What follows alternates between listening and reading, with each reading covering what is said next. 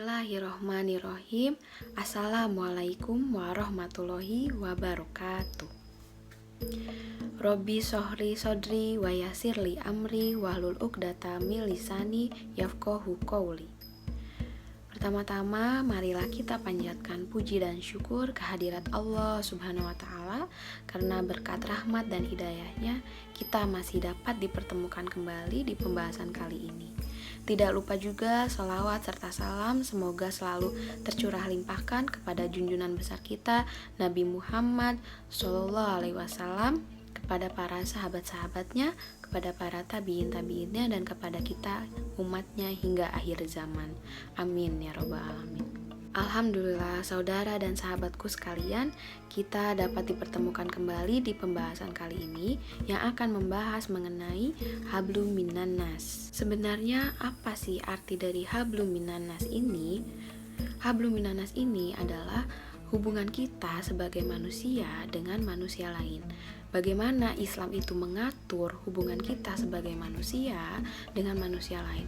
Selain Islam mengatur hubungan manusia dengan Tuhannya atau hablum minallah, Islam juga mengatur gitu ya, bagaimana hubungan manusia dengan sesamanya. Sebagai seorang muslim, tentunya kita wajib gitu meningkatkan ketakwaan dan ketaatan kepada Allah Subhanahu wa Ta'ala, baik itu menjalankan perintahnya dan menjauhi larangannya. Tapi selain itu juga kita sebagai umat muslim diwajibkan untuk menjaga hubungannya dengan sesama manusia, yang dimana di sini kita akan menyebutnya dengan hablum minan nas, yang artinya Islam ini mengatur bagaimana seharusnya manusia menjalani kehidupan dengan sesama manusia yang lain, baik itu dalam kehidupan berekonomi, sosial, politik, dan lain-lain.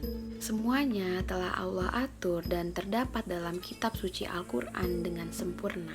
Ibadahnya seorang muslim tidak lengkap apabila tidak ada keseimbangan antara hablum minallah dengan hablum minan nas, yaitu keseimbangan antara hubungan kita sebagai manusia dengan Allah dan hubungan kita sebagai manusia dengan sesamanya.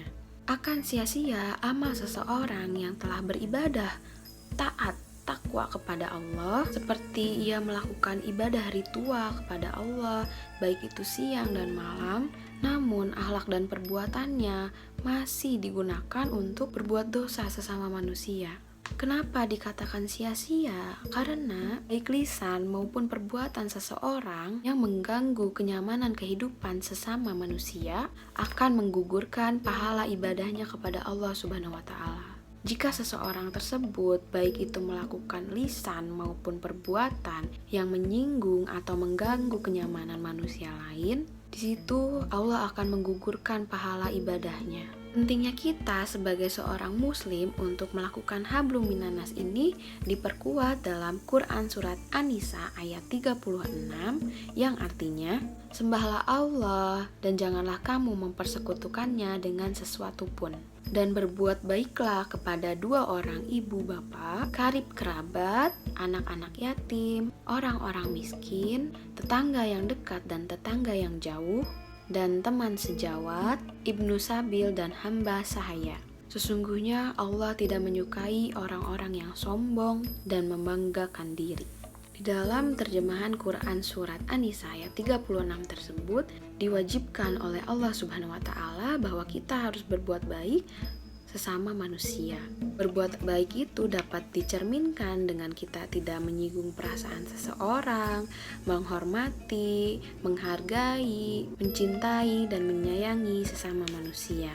Maka dari itu, sebagai seorang muslim, kita harus senantiasa menjaga keseimbangan antara hablum minallah dan hablum minan nas, karena dengan begitu kita dapat mendapatkan pahala amal kebaikan yang utuh di sisi Allah Subhanahu wa Ta'ala. Dengan mendoakan sesama manusia dalam keadaan apapun, maka Allah menjanjikan keberkahan dan keselamatan akan bersama kita, baik itu di dunia maupun di akhirat. Seorang muslim yang menjaga baik hubungannya dengan manusia lain akan mendapatkan ridho Allah Subhanahu wa Ta'ala. Insya Allah. Mungkin cukup sekian yang dapat saya sampaikan. Mohon maaf apabila terdapat kesalahan baik perbuatan maupun bertutur kata. Wallahu a'lam bishawab. Wassalamualaikum warahmatullahi wabarakatuh.